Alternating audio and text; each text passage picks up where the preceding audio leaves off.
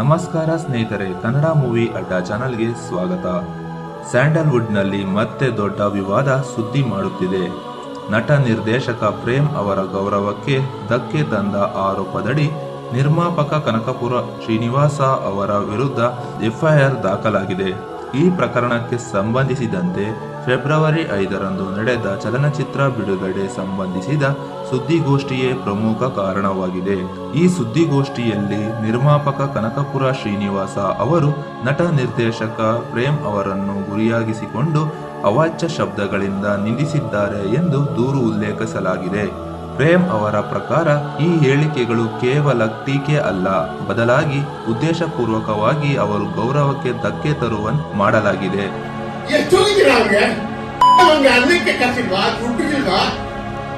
ಇವತ್ತಿಂದ ಪಿಕ್ಚರ್ ಮಾಡಿ ಪಿಕ್ಚರ್ ಜೋಡಿ ಪ್ರೇಮ್ ಪಿಕ್ಚರ್ ಮಾಡಿದ್ರೆ ಇವತ್ತು ಒಬ್ಬ ಪಡಿಯೇ ಉಳಿದಿಲ್ಲ.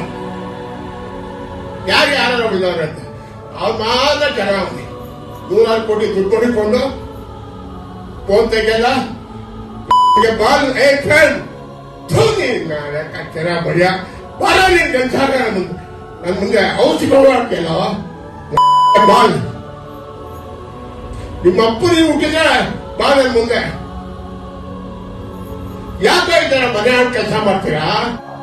ಇದೇ ಅಂಬರೀಷ್ ಅಣ್ಣ ಇದ್ದಿದ್ರೆ, ಇದೇ ಬಂದ್ಬಿಟ್ಟು ಅಮ್ಮ ಇದ್ದಿದ್ರೆ ಯಾರಾದ್ರೂ ಕರೆದು ಬೈತಿದ್ರ, ಮಾತಾಡ್ತಿದ್ರ, ಯಾರಾದ್ರೂ ಹೇಳ್ತಿದ್ರ, ಬೆಳ್ ಮಾಡಿ ತೋರಿಸ್ತಿದ್ರ, ಲವ್ ಬರ್ರ ಇಲ್ಲಿ ಯಾಕ್ರ ನಮ್ಮ ಮನೆ ಯಾಕಂದ್ರೆ ಮನೆ ಅಂತೀವಲ್ವಾ, ನಮ್ಮ ಮನೆ ಅಂತೀವಿ. ಚಿತ್ರರಂಗ ಒಂದು ಮನೆ, ಇದು ಫಿಲಿಂ ಚೇಂಬರ್ ಒಂದು ನಮ್ಗೆ ತಾಯಿ ಸ್ಥಾನದಲ್ಲಿ ಇರೋದು ಇದು ಅಂತ ಹೇಳ್ತೀವಲ್ಲ.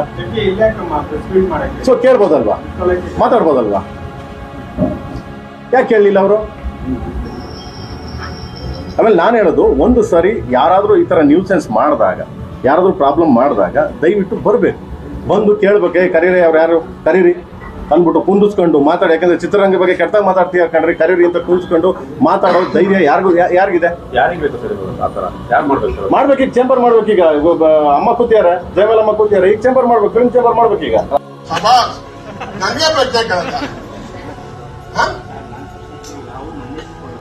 ಸಾರ್ವಜನಿಕ ವೇದಿಕೆಯಲ್ಲಿ ಈ ರೀತಿಯ ಮಾತುಗಳಿಂದ ತಮ್ಮ ಮಾನಹಾನಿಯಾಗಿದೆ ಎಂದು ಅವರು ದೂರಿನಲ್ಲಿ ಸ್ಪಷ್ಟವಾಗಿ ಹೇಳಿದ್ದಾರೆ. ಈ ವಿಚಾರವಾಗಿ ಮೊದಲಿಗೆ ಪೊಲೀಸ್ ಠಾಣೆಯಲ್ಲಿ ಎನ್ಸಿಆರ್ ದಾಖಲಿಸಲಾಗಿದೆ.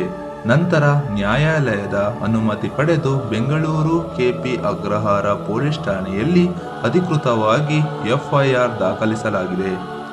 ಈ ಪ್ರಕರಣವನ್ನು ಭಾರತೀಯ ನ್ಯಾಯ ಸಂಹಿತೆ BNS ಸೆಕ್ಷನ್ 352 ಅಡಿಯಲ್ಲಿ ದಾಖಲಿಸಲಾಗಿದೆ.